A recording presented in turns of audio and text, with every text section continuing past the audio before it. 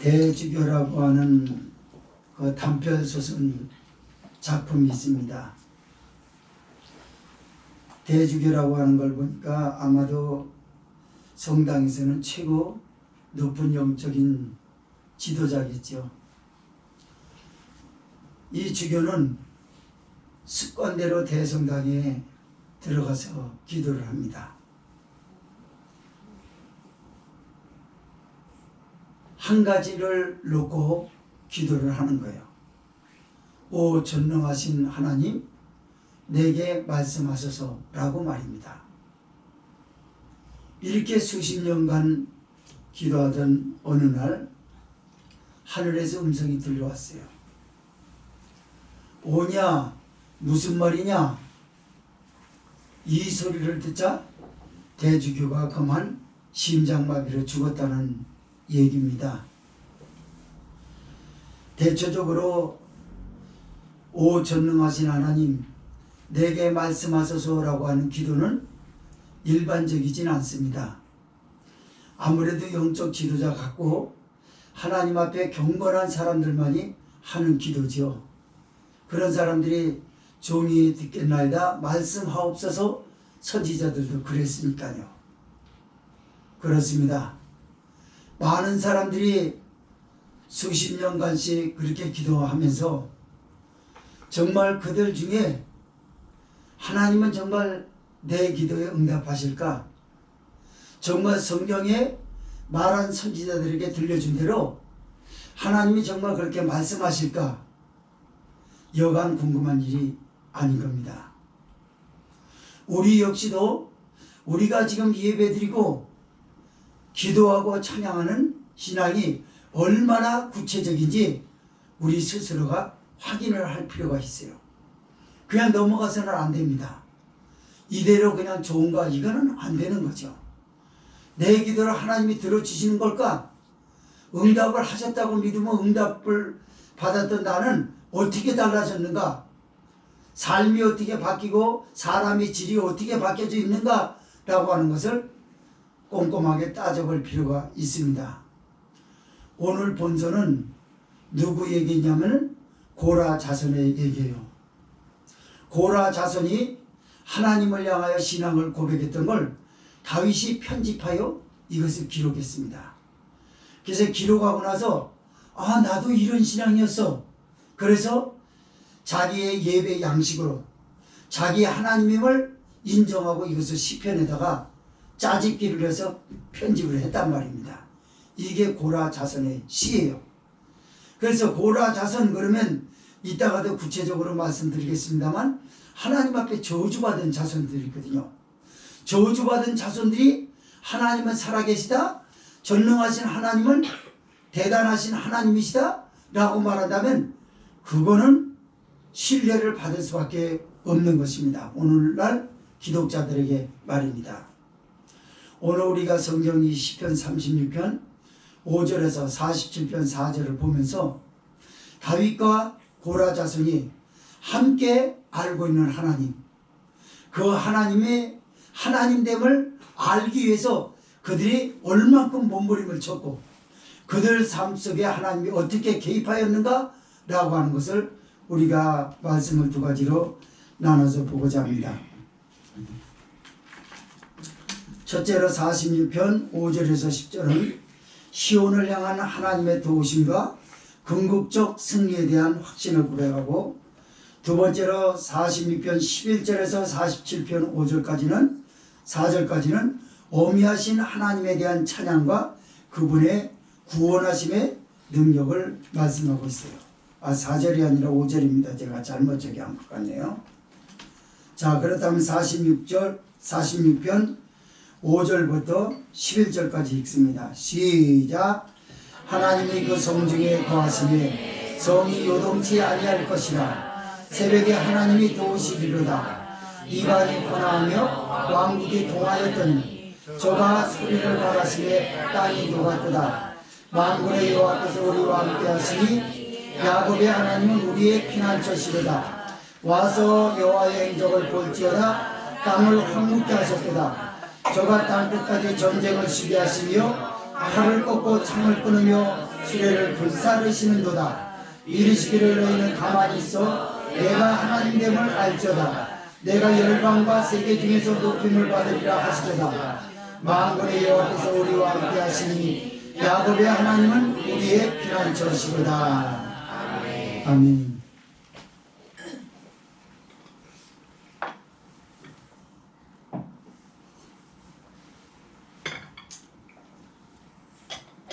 아까 고라 자손의 시다라고 하는 걸 떠올리면서 말씀을, 미진이가 조금 이렇게 저기 경원이가 자꾸 가리지.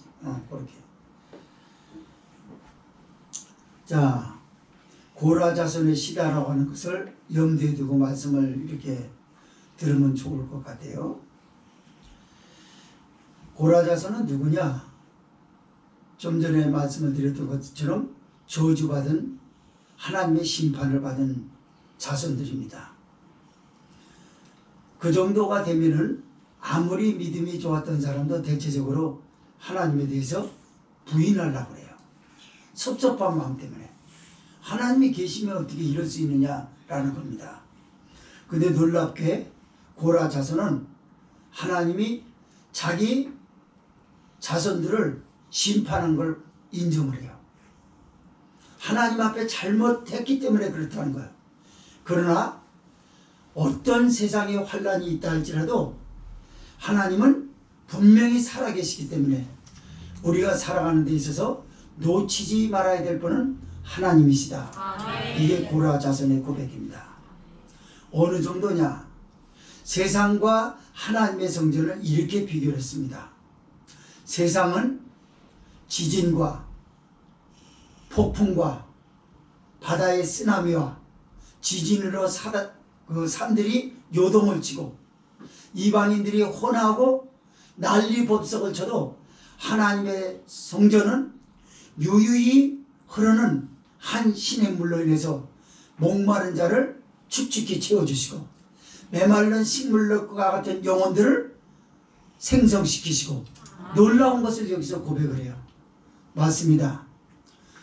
고라 자손의 고백 중에서 하나님이 자기에게 개입하시고 인도하셨던 것을 그렇게 설명을, 고백을 하고 있는 겁니다. 보통 다른 사람이 연단받는 것에 대해서는 너무 과소평가하고자 하는 것이 사람의 심리예요.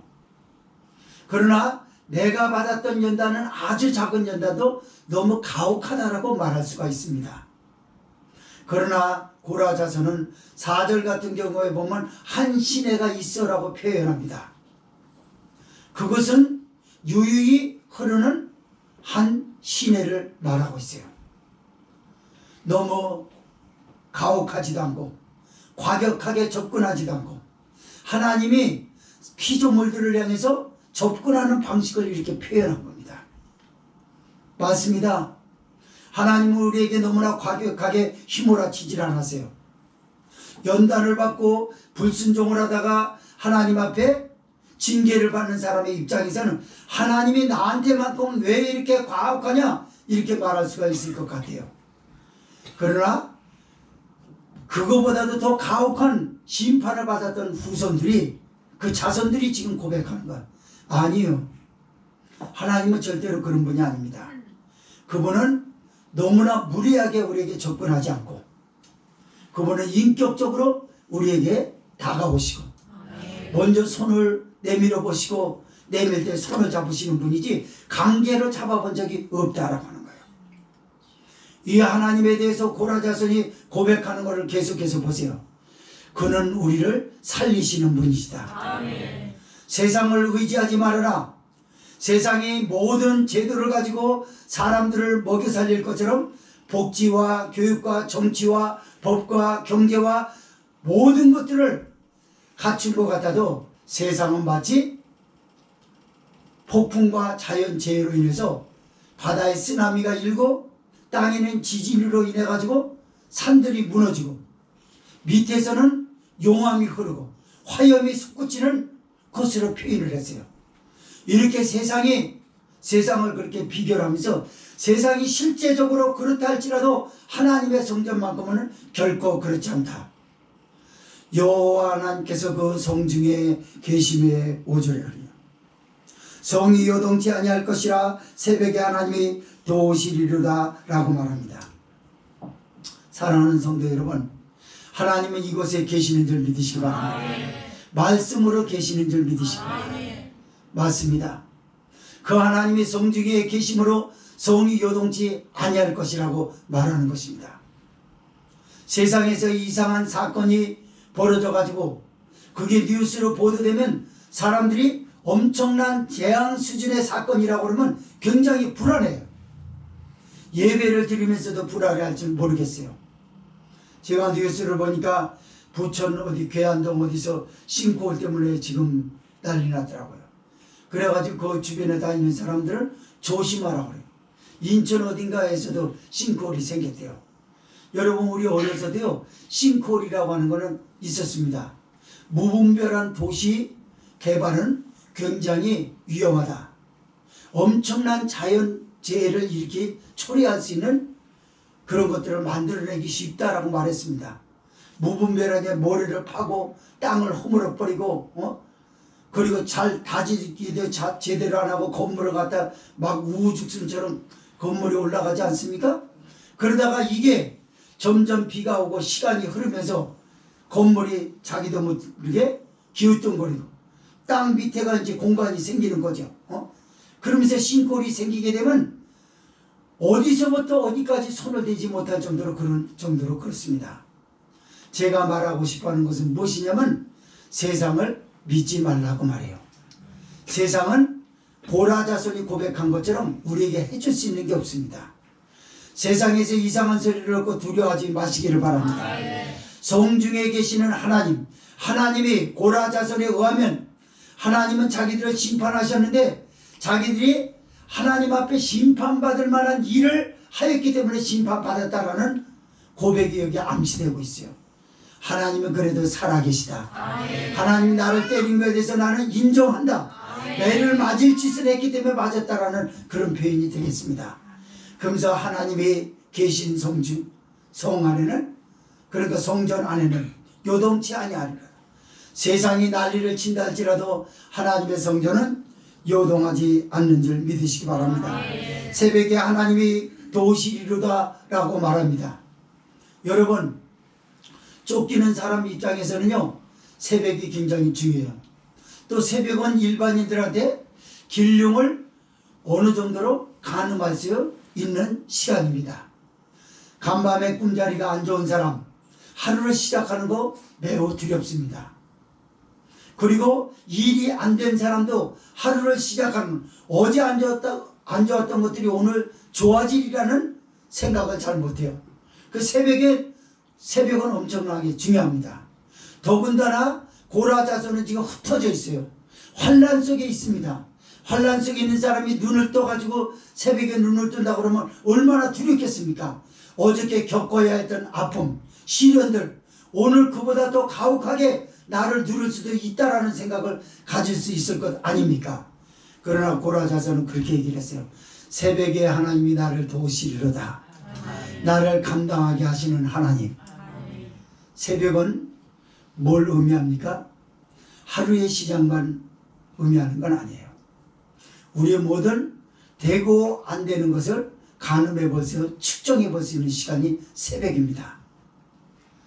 고라 자손 당시는 성전이 오늘날 우리가 살아가는 것처럼 여기저기 없었어요. 성전은 딱 하나 있어요. 실로에 있든지 예루살렘에 있든지, 실로에 있던 성전이 하나님의 궤가 다른 데로 옮겨지면서 문을 닫습니다. 그리고 예루살렘 성전이 세워지면서 하나님의 언약궤가 거기 안치돼요. 그래서 성전은 하나란 말이에요. 근데 고라 자손은 성중에 계심에라고 하고 새벽에 하나님이 나를 도우신다고 하니 새벽에 그들이 성전에 있었냐 그 말이에요. 환란에 지금 쫓겨다니고 있어요. 성전은 어디 있는지 몰라요. 그러나 그들의 사고에 고착화되어 있는 것은 뭐냐면 하나님이 계시다는 사실이에요. 그래서 그곳이 성전이라는 거예요. 이 고백에서 우리가 떠올려 볼 수 있는 게 뭘까요? 창세기 28장 우리의 믿음의 조상 야곱의 고백을 알 수 있어요. 야곱이 외삼촌 하란에 있는 외삼촌의 집을 가면서 베델에서 만난 하나님, 사닥다리 계시를 봤죠. 그리고 하나님을 새롭게 봤습니다. 자기 조부 아브람, 아버지 이삭에게서 제단지기로서 제단에서 배웠던 하나님에 대해서 전혀 그런 하나님이 아닌 것을 봤습니다. 야곱은 그때 그렇게 고백을 했어요. 두렵도다 이것이요 여기는 하늘의 문이로다 라고 표현했어요. 하나님은 항상 성전 안에 제단 안에만 있는 줄 알았거든요. 그게 아니라 하나님은 자기가 지금 외삼촌의 집 하란 쪽으로 가는데도 불구하고 자기 혈혈단신으로 혼자만 가는 줄 알았더니 하나님이 함께하고 계시다는 것을 하나님이 확인해 줬고, 야곱은 그때 감격을 합니다. 오, 이럴 수가 있나. 내가 조부에게서 우리 부친에게서 제단 안에만 하나님이 계신 걸로 알고 있는데 하나님이 여기 계시다니. 이 야곱의 그때 그 고백을 고라 자손은 지금 경험했던 것입니다. 새벽에 하나님이 나를 도우시리로다. 하나님이 성전에 계시기 때문에 성전이 요동치 아니하도다. 성전은 어디가 성전이냐면 내가 하나님을 인정하는 그 장소가 성전이 되는 줄 믿으시기 바랍니다. 우리가 삶을 살다 보면 여러 가지 힘든 일이 많아요. 그러나 그것을 성전으로 인정하고 사는 사람이 있는가 하면 성전 바깥에 쫓겨나서 산다라고 믿고 있는 사람이 있습니다. 성전 안에서 산다라고 하는 사람은 성전 바깥에서 쫓겨났다는 사람과 다르게 생각하는 게 있어요. 그리고 다르게 경험하는 게 있습니다. 뭡니까? 요동하지 않아요. 요동한다는 건 뭐죠? 여러 가지를 의미해요. 의심이 생깁니다. 이래야 될까 말아야 될까? 하나님 나를 도와주시는 걸까? 또 신앙이 다소곳하게 가는 게 아니라 우유부단합니다. 이것을 요동한다고 그래요. 우리. 좌로나 우로나 치우치지 말라고 하지 않습니까? 성경에서? 근데 좌로나 우로나 치우치단 말이에요. 세상이 더 좋은 것 같고 세상 제도가 더 안전해 보이는 것 같고 하나님이 내게 해줄 수 있는 것이 별로 없다라고 지금까지 살아오면서 시련이라고 하는 긴 터널을 빠져나오지 못한 사람 입에서 그렇게 나올 수가 있어요. 고라 자손도 그랬습니다. 그러나 그들에게 고착화된 것은 아까 말씀을 드렸던 것처럼 하나님이 그 정신세계에 밖에 있었고 하나님이 계셨기 때문에 그들은 새벽에 하나님이 도와주실 것이라고 하는 것을 확신한 줄 믿으시기 바랍니다. 새벽에 하나님이 그들을 도와주시는데 지금 세상 밖은 어떻게 돼가고 있는가 여기 이렇게 고백합니다. 6절을 한번 보겠습니다. 시작. 이방이 혼화하며 왕국이 동화했더니 저가 소리를 갈았으며 땅이 녹았도다 라고 말해요. 이방이 혼화하며 그래요. 혼화하며 라고 하는 건 무슨 말이냐면 지금 세상 바깥에 아까 얘기했잖아요. 쓰나미와 태풍과 지진과 화염이 막 솟구친다고 하지 않았습니까? 그 혼화하며 라고 한 건 거기에 아비규환의 그 감정을 그걸 표현한 거예요. 그리고 사람들이 방향을 잃어버렸어요. 누가? 세상 왕국이 그러거든요. 그들은 한때는 권력으로 자기 힘으로 다 되는 줄 알았어요. 온 세상을 자기 손아귀에 쥐어 보려고 했던 것입니다. 고대 왕들이 나라가 부강해지면 제일 먼저 가지고 있는 게 뭐냐면 제국주의 그 본성이 꿈틀거려요. 그래가지고 내가 세계를 제패하겠다. 세계에서 최고 가는 왕이 되어야 되겠다. 그 말입니다. 그러나 지금 세상 바깥에 일어난 환란 앞에서는 할 수 있는 것이 아무것도 없는 거예요. 이들도 혼화하며 길을 찾지 못하는 거예요. 백성들을 인도하지 못하는 것뿐만이 아니라 자기 스스로로 어디로 가야 할지 모르는 거예요. 고라 자손이 세상과 성전을 지금 비교해서 잘 설명하는 걸 들어보세요. 여러분은 어떤가요? 반대로 성전에서 혼하고 성전 바깥에서 요동치 않지는 않는지요? 이걸 생각해 봐야 돼요. 나는 교회 바깥에 있으면은 마음이 평온한 것 같은데 교회만 들어오면 내가 왜 이런 일이 있을까? 그런 생각을 하는 사람 충분히 있을 수 있어요. 영적으로 안정되지 못하고 사단에게 붙들린 사람들이 대체적으로 그렇게 생각합니다. 성전 안에는 아직도 그 사람 사고 안에 사단이 작용하고 있고, 사단이 작용한다는 걸 끝까지 인정하지 않는 그는 성전과는 대립관계가 되는 거예요. 성전 안에서 유리는 시내처럼 주님이 내게 접근해오고 하나님이 나와 함께 하신다라는 경험을 잘 못해요. 그러고 계속 마귀들과 싸울지라 이렇게 되는 겁니다. 정신이 산만해집니다. 마음이 아픕니다. 말씀을 들으면 찔립니다. 견딜 수 없는 송곳으로 무엇을 찌르는 것처럼 그렇게 아파요. 그래서 그는 생각합니다. 무슨 생각을 하는 거냐?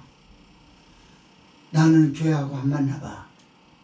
많은 사람들이 그런 사람이 있다고 그래요. 나는 사실상 우리 그 친할머니는 아니지만 오래전에 저를 이렇게 길러주신 친할머니와 같은 분이 계셨어요.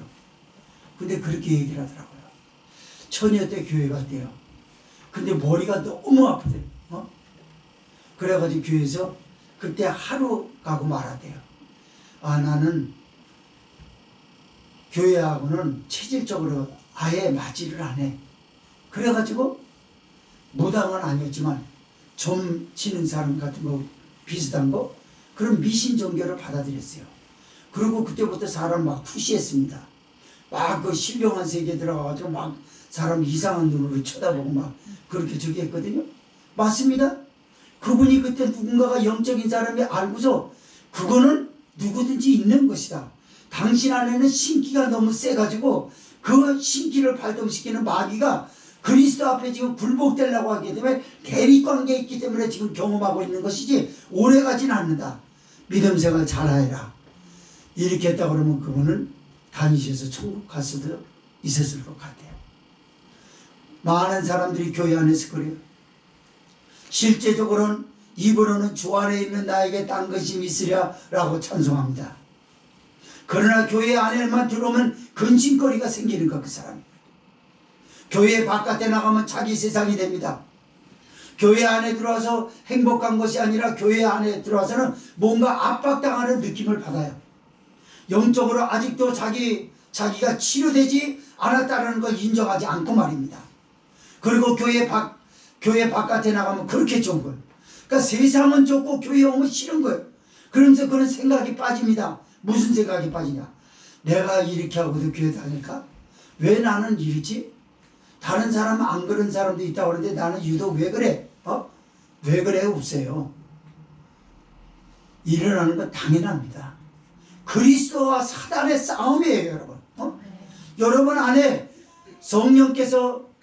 그리스도께서 성령으로 와 계신 분은 대립관계가 아니에요. 하나님이 주시는 은혜를 받고 하나님이 주시는 축복을 받고 마음의 평강을 얻고 기쁨을 얻는 것입니다. 그러나 그렇지 않고 마귀에게 붙들려 있는 사람은 치료가 돼야 되지 않겠어요? 치료되는 시간이 대립관계인 거예요. 여러분 수술 의사가 암을 수술합니다. 치료받는 암 환자가 기쁩니까? 마음이 평안하고 그런가요? 아니요. 죽을까봐 다시는 못 깨어나는 거 아닌가? 치료받고 나서 후유증은 얼마나 대단한 줄 알아요? 대체적으로 암 치료를 받은 사람은요 회복기라는 게 있어요. 그 왜 그러냐면 육체는 약해집니다. 칼 대고 나이 먹은 사람한테 칼 한 번 대면요 그냥 팍상 늙어버리거든요. 그렇단 말이에요. 이런 것처럼 세상의 의학적인 그런 것도 그런데 영적인 대수술을 받아야 하는 순간이 예배 시간이에요. 그 수술이 되어진 사람은 건강을 회복받은 것처럼 마음의 기쁨과 평강이 있습니다. 여러분 안에 기쁨과 평강이 없는가요? 아직도 수술 중에 있거나 그 병에서 헤어나지 못해서 그랬다는 걸 인정하셔야 될 것입니다. 인정하시기 바랍니다. 7절의 말씀 보겠습니다. 만군의 여호와께서 우리와 함께 하시니 야곱의 하나님은 우리의 피난처시로다 라고 얘기해요. 하나님이 자기와 함께 하신다는 거예요. 아까 세상 얘기했잖아요. 난리예요 세상에. 왕국이 대단한 것 같아도 그 대단했던 것을 마치 예수님께서 풍랑이는 바다를 향하여 잠잠하라 하였더니 고요하고 잔잔해졌더라 라고 한 것처럼 말씀 한마디에 땅이 녹았도다라고 표현을 해요. 그러면서 하나님이 우리와 함께 하시니 야곱의 하나님은 우리의 피난처시로다. 아까 이런 말씀을 드렸었습니다. 고라 자손 당시는 성전이 하나밖에 없어서 환난 중에 쫓겨 다녀야 되는 고라 자손으로서는 성전이 어디 있는지 몰라요. 찾을 수가 없어요. 그러나 그들 가운데 고착화된 것이 뭐냐면 하나님이 그의 정신세계에 계셨고 그들 가운데 계셨기 때문에 그것이 성전이 됐다는 거예요. 그래서 그걸 여기 또 고백하는 거예요. 야곱의 하나님은 우리의 피난처시로다. 그 피난처는 멀리 있질 않아요. 항상 위기에 빠져 있는 사람이 손을 내밀면 잡을 수 있는 것이 되는 것입니다. 하나 예를 들자면 이래요. 배가 만약에 어디 암초에 들이받아가지고 여객선이 됐든 유람선이 됐든 좌초 됐다고 쳐봅시다. 그럼 배에 실었던 많은 구명조끼라든가 그리고 물건들이 떠다닐 거야 바다에. 물에 빠진 사람은 수영을 특히 잘 못하는 사람은요 안 가래요.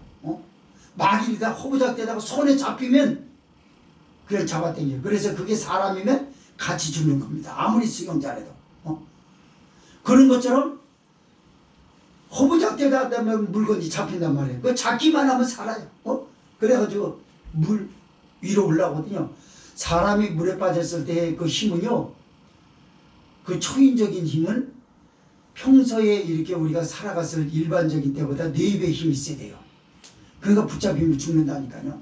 그리고 그런 사람은 물속에 들어가서 거의 죽을 것 같은데 잡으면 이제 나와요. 이 팔 힘으로 나온다니까. 그 밑에 있는 적에서 그렇게 나온다니까. 그 사람이 대단한 거예요. 뭘 말하려고 하냐면 피난처. 예수님은 우리 곁에 계셨어요. 아멘이십니까? 아멘. 그래서 우리는 곧잘 일으켰어요. 일이 뭐 안 될 때 주여. 화가 날 때다 하고 나서 주여. 주여 합니다.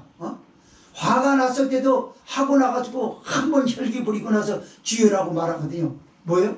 혈기 속에 빠져 있으면 그 소용돌이에서 헤어나오지 못해요. 그렇기 때문에 물체를 잡은 거예요. 예수님이 우리의 피난처입니다. 아멘. 주여 부르면 안정되지 않았습니까? 아멘. 맞아요. 주여라고 그러면 그래도 안정됐어요.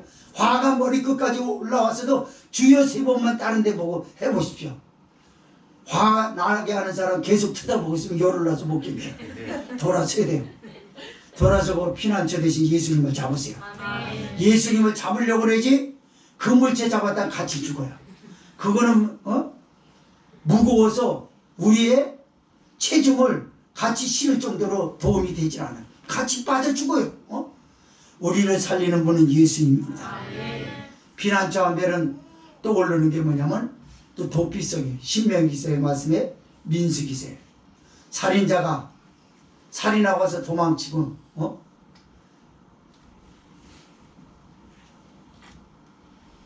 피해자 측 누군가가 쫓아와가지고 죽이려고 보복하려고 옵니다. 그런데 억울하게 누명 쓴 사람도 있거든요. 누명 쓴 사람도 일단 그것이 확인되기 전까지는 이 사람이 범행을 했느냐 안 했느냐 확인될 때까지는 쫓겨다녀야 돼요. 여러분 칼을 들고 쫓아오는데 거기서 나 아니야 그러고 계속 있습니까? 나중에 도망가요. 아니야 하다가 가까이 오는데 아니라고 찔러요. 여러분 오는 사람은 모르니까. 그래서 아니라는 걸 확인시키기 위해서 할 수 있는 것이 뭐냐면 피난처. 그게 예수님입니다. 나는 죽을 사람이 아니야. 라고 말하는 것이 우리가 주여라고 한 점 믿으시고 나는 주님이 피난처가 되시고 주님은 나를 지켜주시는 분이야. 이걸 믿고 사신다 그러면 여러분의 시련은 좀 약화될 줄 믿습니다. 요동하지 않게 될 줄 믿습니다. 와서 여호와의 행적을 볼지어다 땅을 황무케 하셨도다. 구약 성경을 보라는 겁니다. 하나님의 애굽에서 이스라엘을 인도하셨던 것을 봐라. 그때 어떻게 하셨냐?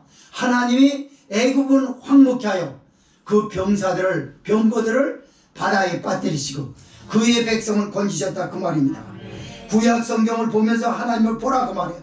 그러면 하나님이 택한 백성은 끼고 살고 하나님과 대적하는 사람들을 멸망시키려고 하는 것이냐? 아닙니다.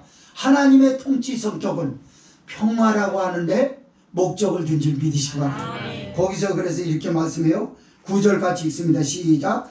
저가 땅끝까지 전쟁을 쓰게 하시며 활을 꺾고 창을 끊으며 수레를 불사르시는도다. 하나님의 통치 목적이 뭐냐? 평화입니다. 이방인들 측에서는 이스라엘을 편견하시는 하나님, 이방인들을 죽이시는 하나님이라고 하세요. 그러나 그들은 그들의 하나의 편견일 뿐이었습니다. 목적은 하나님의 통치의 목적은 뭐냐면 평화였습니다. 이스라엘을 건지시는 데 있어서 하나님이 무력으로만 다스리지 않았어요. 그리고 세계 가운데 하나님의 아들 예수 그리스도가 통치하는 세상은 어떻게 바뀌었나요? 전쟁의 역사 가운데서 전쟁을 쉬게 했어요. 활을 끊고 창을 내버리고 전쟁에 사용했던 물건들을 불사르고. 무슨 말이죠? 지금요 북한을 제외하고도, 북한도 사실 그렇게 해요. 북한도 지금은 서서히 먹고 사는데 힘을 쓰고 있습니다. 안 그랬었는데 그 전번에 북한 방송을 이렇게 보니까요, 로봇 거기 도입을 했고, 어디서 로봇이 아주 어설프죠. 우리나라 저 마이클 잭슨 춤췄을 때 그거하고 똑같더라고. 뭐 이렇게 안 나는데 우리나라는 이렇게 나지. 북한의 로봇은 그게 아니야. 이러더라고요. 아직까지 이제 기술력이 그렇게 떨어져서 그렇죠. 뭘 의미하냐면 그들도 그리스도의 통치를 받고 있는 거예요. 그래서 경제의 힘을 쓰고 있지 않습니까? 보세요. 경제의 힘을 쓰고 있다는 건 뭐예요? 모든 투자를 군사 무기에다 하는 게 아니라 군비를 강화시킨 것이 아니라 군비보다도 더 지금 현실적인 게 뭐냐면 먹고 사는 일이에요. 먹고 사는 거예요. 세계가 먹고 사는 게 지금 중요한 거지 싸움이 중요한 건가요? 아니에요. 물론 싸움도 먹고 살기 위해서 하였지만 결국 싸움으로 인해서 먹으려고 했던 것을 얼마 못 가서 바닥이 납니다. 그러나 끊임없이 우리에게 공급해 줄 수 있는 자원은 평화인 줄 믿으시면, 그래서 경제적으로 서로 나라와 나라가 머리를 맞대고, 그리고 그들이 투자하는 것은 대체적으로 경제적인 것에 투자해요. 여전히 북한이 핵을 말하고 있고 러시아와 중국이 군비를 강화시키려고 말하지만 그건 경제에 비교하면 빙산의 일각일 뿐이에요. 그리스도가 통치받은 세계 역사를 지금 이때 당시 벌써 성경에서 얘기했어요. 야, 하나님의 아들 그리스도가 통치하고 나서 너희 독자들 가운데 새롭게 태어난 세대들은 이것을 지금 볼 것이다. 하나님이 역사에 개입한 것을 행적을 볼지어다 그러면서 너희는 가만히 있어 하나님됨을 알지어다라고 그래요. 11절 시작. 10절 시작. 이르시기를 너희는 가만히 있어 내가 하나님됨을 알지어다. 내가 열방과 세계 중에서 높임을 받으리라 하시도다. 사람은요 가만히 있질 못해요. 조금 어려우면 이 사람한테 기대보고 저 사람한테 기대보고 이래요. 근데 정작 하나님의 사람으로 무엇을 할 때는 그땐 가만히 있습니다. 우리 대한민국 정서상 조급한 건 말할 수가 없어요. 가만히 있지 못합니다. 그러나 가만히 있어야 될 그 시점에서는 그렇게 난리 치다가도 난리를 쳐야 될 시간에 꼼짝도 안 해요. 그게 뭘까요? 그게 하나님의 백성들에게 나타나는 모습입니다. 지금 환난을 받았으면 하나님 앞에 울고 저겨야 되는데 안 해요. 그리고 아무것도 아는 일이는 파르르 떱니다. 자기가 할 수 있는 게 아무것도 없으면서. 그 고라 자손이 그런 거예요. 제발 하나님으로 확인될 때까지 좀 가만히 좀 있어봐. 이 입을 가만히 안 둬요. 행동을 가만히 안 둬요. 하나님이 살아계시다라고 하는 걸 나한테 지금 역사하려고 막 하나님이 준비 중에 다가오고 계신데 그걸 못 참는 거예요. 그래서 이제 이 복음성가도 있잖아. 너희가 하나님됨을 알지어다라고 하는 찬양 있잖아. 알려고 들지 않는 거예요. 그래서 고라 자손이 안타까워서 지금 그러는 거야. 이 사람들아, 너희가 하나님됨을 알지어다. 가만히 있어. 하나님됨을 알지어다. 가만히 있으라는 거예요. 여러분 뭐가 같으냐면 토네이도급 복음과는 태풍이 일어나면 대체적으로 뉴스에서는 그렇게 보도합니다. 외출을 금지하라고. 그러나 불가피한 외출이라는 게 있을 수 있죠. 살다 보니까 그런 거죠. 불가피하게 외출했던 사람이 태풍을 만나면 어떡합니까? 태풍이 시키지도 않았어요. 자기가 합니다. 어떻게 해요? 살아나는 방식을 낮추는 거예요. 무슨 물건을 잡든가 낮춰야 살아요. 태풍 가운데 뻣뻣이 서가지고 자기 육체나 자랑하고 그 건강 자랑한다고 이런 사람 봤어요? 아니에요. 어른에 할 것 없이 누가 가르쳐 주지 않는데 다 엎드립니다. 왜요? 그만큼 세거든요. 맞아요? 세상은 지금 환란은 엄청나게 무섭습니다. 환란을 대처하는 방식이 틀려 있는 거예요. 그래서 가만히 있으라는 거예요. 환란 때는. 가만히 있어서 예수께서 갈릴리 호수를 잠잠하라고 하실 때까지 가만히 있어야 될 줄 믿습니다. 난리 쳐봤자 제자들이 주여 우리가 죽겠나이다 이거밖에 못해요 여러분. 그래서 죽겠나이다 라고 할 정도로 힘들면 힘들고 싶지 않으면 가만히 있으라는 거예요. 근데 이게 안 돼. 이게 가만히 있으시기 바랍니다. 환난 때는 가만히 있고 하나님 앞에 나와서는 부르짖으십시오. 다시 한번 말씀드립니다. 기도 시간에 묵상하려고 들지 마세요. 고상한 척하지 마세요. 지금 내가 답답하잖아요. 내가 하나님 앞에 부르짖으십시오. 목청고 부르짖으시라고. 성전에서는 부르짖으라고 있는 거지 묵상하라고 되어 있진 않아요. 교회에서 성경에서도 묵상하라고 되어 있는 게 별로 말씀 없어요. 전부 부르짖으라. 환난 날에 부르짖으라. 그래야만 내가 내게 응답하겠고 네가 알지 못하는 크고 비밀한 일을 내게 보이리라. 할렐루야. 맞아요. 하나님은 그런 하나님이란 말이에요. 여러분 하나님 될 때까지 우리 교회는 참아야 될 일이 지금 많이 있어요. 열방과 세계 중에 높임을 받으리로다. 하나님 됨을 아는 순간에 열방과 세계가 얼마나 많은 것들을 가지고 얼마나 많은 힘이 있습니까? 그러나 하나님의 백성이 환난을 당했던 백성들이 가만히 있습니다. 침묵합니다. 그러고 나서 때가 되면 하나님 됨이 확인됩니다. 그때 세계와 열방이 놀라는 거예요. 오, 하나님이 저런 분이어서 전능하심 속에 세상도 놀라고 하나님의 영광은 더 높아지는 줄 믿으시바. 그때 나도 높여지는 거예요. 아, 예수님 믿길 잘했다. 당신 어떻게 그렇게 신수가 훤하나? 예수님 믿어서 그렇지. 우리 하나님이 하셨어. 이렇게 해야지. 힘들 때 가만히 놔두지 못하고 입을 가만히 놔두지 못하고 행동과 생각을 가만히 놔두지 못하고 이렇게 할까 저렇게 할까 그러니까 더 힘들어지는 거야. 하나님이 열방과 세계 중에 높임을 받으시고 우리를 높여주실 때까지 돈 벌 때까지 참으세요. 꿈을 이룰 때까지 참으세요. 믿음으로 참으십시오. 참는 것도 믿음이에요. 앞서 말씀을 드렸던 것처럼 참아야 될 때는 참지 못하고 있다가 참지 말고 하라고 그럴 때는 참고 있는 거예요. 마치 청개구리처럼 말이에요. 두 번째 말씀 보겠습니다.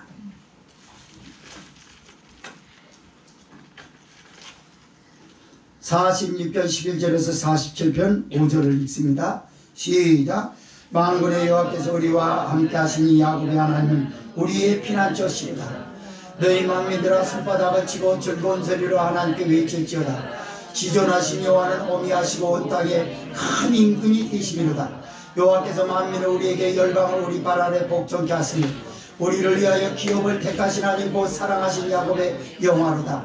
하나님이 즐거운 이 부르는 중에 올라가시며 여호와께서 나팔 소리 중에 올라가시도다. 아멘. 아멘. 아멘. 난 여기서요 정말 큰 은혜를 받았습니다. 고라자손이 너희는 가만히 있어 내가 하나님 됨을 알지어다. 내가 열방과 세계 중에서 높임 받으리라. 이렇게 하더니 다시 하였던 것 또 합니다. 7절에 했던 것처럼 11절에 만군의 여호와께서 우리와 함께 하시니 야곱의 하나님은 우리의 피난처시로다. 맞습니다. 왜 조상 아브라함도 있고 이삭도 있는데 야곱의 하나님이라고 자꾸 야곱이라고 했을까요? 야곱은 특별한 방식으로 하나님을 만났어요. 아까 말씀을 드렸던 것처럼 제단에서 하나님을 여호와 하나님을 만난 아브라함처럼 이삭처럼 그러지 않았어요. 제단에서 멀리 떨어졌습니다. 환난 밖에 몰려났습니다. 고라 자손도 그렇다고 말씀을 드렸어요. 그래서 사람들이 딱 보기에는 그렇게 생각해요.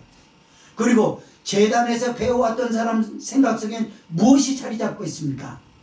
이제 성전도 벌어졌는데 어떻게 하나? 성전에만 하나님이 계신 줄 알았으니까. 성전이 멀리 떠났으니 어떻게 하나? 야곱은 거기 돌베개 빼고 잡니다. 그러나 그의 생각을 뛰어넘는 방식으로 하나님은 접근하십니다. 사닥다리 계시로 보이시고, 그리고 하나님이 그의 곁에 계신다는 걸 압니다. 그리고 혈혈난신으로 홀몸으로 가는 야곱이었지만 거기서 새 힘을 얻어요. 아, 하나님은 여기도 계시다니 참 대단하신 하나님이야. 고라 자손의 고백을 통해서 성령이 우리에게 말씀하시는 것. 왜 7절에 말씀했던 그대로 여기 11절에 또다시 독자들에게 그렇게 강력하게 호소하는 줄 알겠냐? 당신은 피난처를 지금 놓치고 있어. 피난처를 놓치면 환난입니다. 아까 얘기했죠. 난파된 배에 사람들이 빠지면 살아나려고 그러죠. 어차피 나는 죽었으니까 손 놓는데 나 편안하게 저기 하겠다. 이렇게 하고 죽는 사람은 없어요. 물에 빠져 죽는 사람 특징이요. 손을 다 이렇게 하고 손톱이 없어요. 잡으려고 막 돌 뿌리고 뭐 다 잡아 당겨가지고. 그렇습니다. 놓치지 말라는 거, 예수님을 놓치지 말라는 거죠. 성령이랍니다. 너 예수님 놓치면 큰일 나. 예수님 놓치는 방식이 뭐예요? 힘들어도 주여라는 말을 안 하고 원망 불평만 하는 거. 막 이게 되고 저게 되고. 그때 원망 불평을 줄이고 주여, 이거예요. 주여, 이 한마디를 하나님은 들어온다고 하시는 줄 믿으시 바랍니다. 하나님이 그걸 들으신다고요. 그리고 내 안에 원망 불평할 때 마귀가 엄청난 탄력을 받게 합니다. 뭐요? 저주의 소리를 하게 만들어요. 누구처럼? 민수기 13장에 이스라엘 백성이 가나안을 청탐하고 나가지고 10지파가 와가지고 그냥 노래를 부르잖아. 밤새. 여러분, 원망 불평하는 것도 노래 져가지고 그렇게는 안 해요. 난 그런 거 많이 생각해 봤어요. 밤새도록 불렀다고 그랬거든요. 노래 아무리 잘하는 사람도 밤새도록 못 불러요. 특히 밤에는 이 성대가 고장납니다. 잘못하면. 그냥 낮에 해야지. 밤에는 말도 안 한다잖아요. 목을 가꾸는 사람은 뭐 시켜도 목을 가꾸려고. 그거 어디 있어요? 그런데 좋지도 않은 소리, 자기가 저주받는다는 걸, 내가 저주받는다는 걸 속상해서 넋두리는 할 수 있어도 어떻게 노래를 지어 부릅니까? 밤새도록 노래를 지어 부르는 거죠. 그날 새벽까지 부릅니다. 그런데 하나님이 듣잖아요. 그래, 너희 노래 부른 대로 내가 되게 해줄게. 여러분, 성경을 잘 보세요. 하나님이 그렇게 해줄게 라고 했을 때 왜 그랬는지. 강도가 너무 선을 넘어버린 거예요. 이걸 하나님의 이름을 망령되게 일컫는 정도가 아니라 하나님을 그냥 등 뒤로 집어던지는 거예요. 그 하나님, 그래? 그럼 그렇게 해라. 내 등 뒤로 가라. 그게 저주예요, 여러분. 주여 많이 찾으세요. 주여. 그래 살아납니다. 여기서 왜 주여를 많이 찾으라고 그러지 않아요? 야곱의 하나님이 우리와 함께 하신 야곱의 하나님은 우리의 피난처시로다 라면서 예수님에게 하는 걸 이 40절 편 1절에는 놀라운 얘기를 해요. 1, 2절 읽습니다. 시작. 너희 만민들아 손바닥을 치고 즐거운 소리로 하나님께 외치자. 지존하신 여호와는 어미하시고 온 땅에 큰 임근이 되심이로다. 만민들이라. 이제 하나님의 백성이 아니라, 야, 하나님의 아들 예수 그리스도가 만왕의 왕이야. 우주의 왕이야. 아멘. 우리의 왕이야. 아멘. 손바닥을 치며 절걸 부르라고 해요. 아멘. 만민들은 부르나요? 안 부르나요? 부르나요 안 부르나요? 성경에 기록된 대로 하는데 부르나요 안 부르나요? 안 부르긴 뭘 안 불러 부르지. 성탄절기 안 지키는 나라가 어디 있어요? 부릅니다 여러분. 이때 당시 예언하였던 것들이 지금 몇천 년이 흘렀는데 누가 시킨 적이 없어요. 근데 성경에 기록된 대로 손바닥을 치며 라고 하는 거, 손바닥은 축제를 의미합니다. 이거.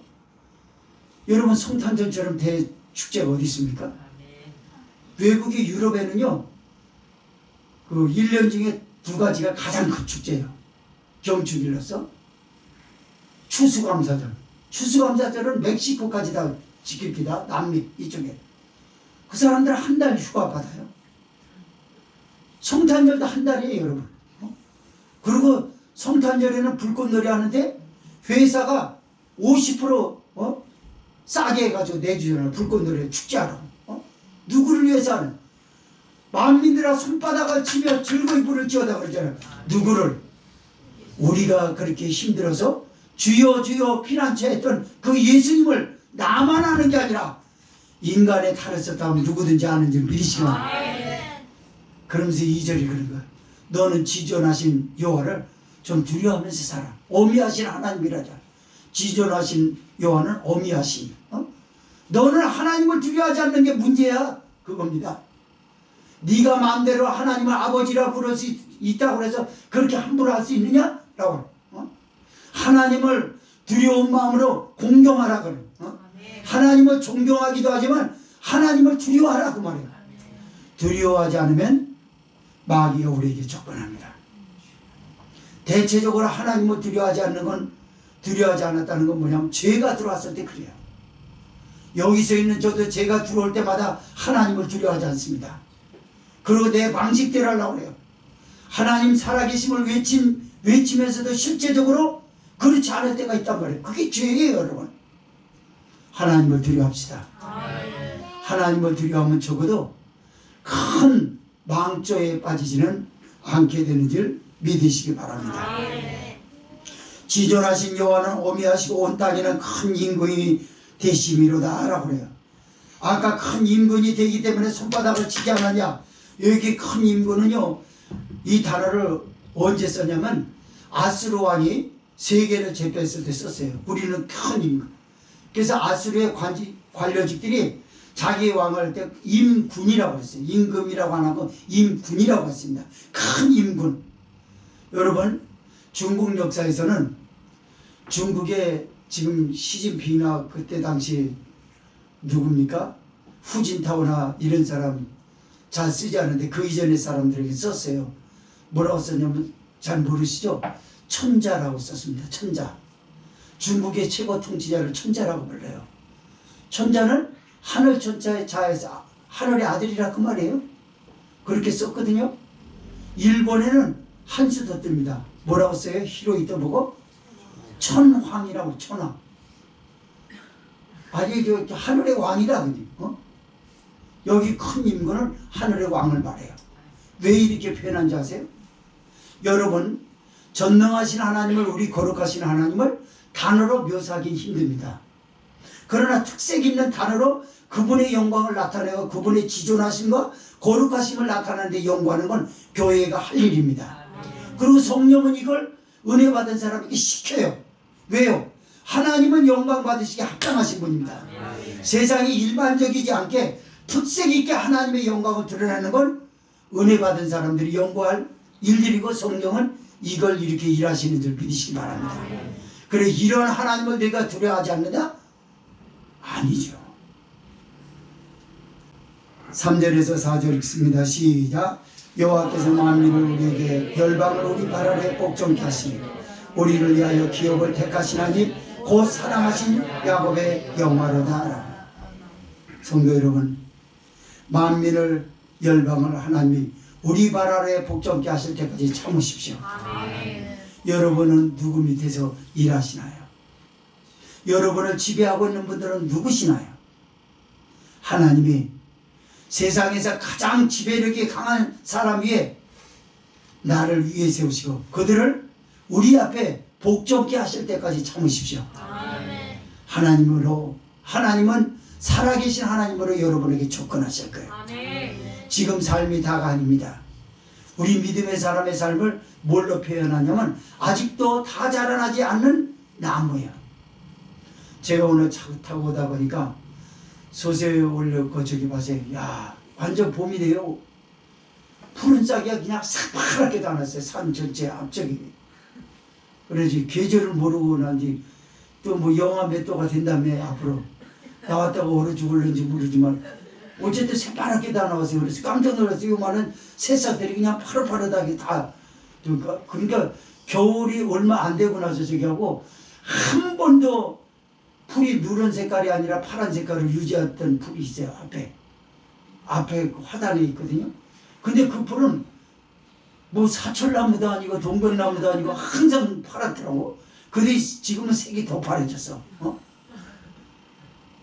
뭘 얘기하려고 하냐면은 하나님은 우리를 높여주실 줄 믿습니다.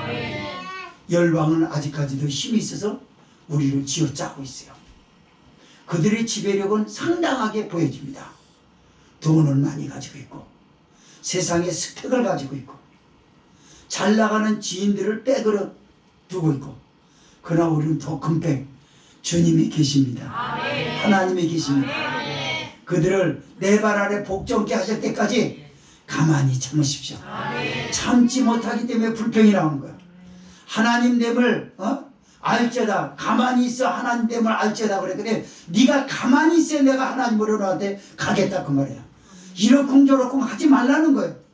지금 저와 여러분은 방금 말씀을 드렸던 것처럼 다 자라나지 않는 나무가 계속 자라나는 것처럼 우리의 축복이 자라고 있고 앞길이 자라는 줄 믿으시기 바랍니다. 그런 제발 부탁하는데 가만히 있으십시오. 뭐가 되니 안 되니 라고 하지 말고 안 자라난 상태에서 평가하려고 그러지 말고 자란 후에 평가하십시오. 하나님 우리 하나님이 내 편이 되신다라는 걸 확실히 나타나게 되면 그때 평가하시라고.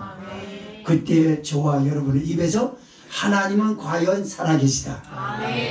열방을 내 발 아래 복종케 하신다더니 말씀 그대로 이루셨도다. 그때까지 참으십시오. 5절 읽고 마칩니다. 시작. 하나님이 즐거이 부르는 중에 올라가시며 여호와께서 나팔소리 중에 올라가시다. 이것은 두 가지를 의미하는데요. 하나는 이스라엘 백성을 축복하시고 구원하시기 위해서 승리를 하시고 승리를 이끌어 주신 하나님 감사합니다. 그래서 나팔절을 만들어서 축제할 때 올라가시는 걸 말하고 또 하나는 마지막 종말론을 말해요. 예수님께서 재림하실 때 나팔 불 때 나의 이름 나팔 불 때 그때 내 이름을 부릅니다.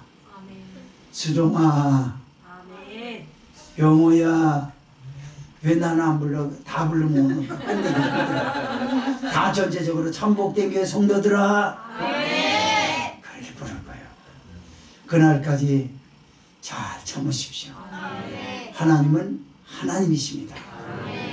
부탁하건대 다시 한번 말씀드립니다만 가만히 있으십시오. 지금은 가만히 있을 때요. 그래야만이 태풍에서 이겨나요. 환란의 태풍에 넘어지지 마시고 요동치 않게 우리를 붙들어주는 하나님의 말씀이 있는 성전에 있는 것을 즐거워 나의 피난처 되신 예수님을 자주자주 잡아서 놓치지 않기를 주의 이름으로 부탁을 드립니다. 동성으로 기도합시다.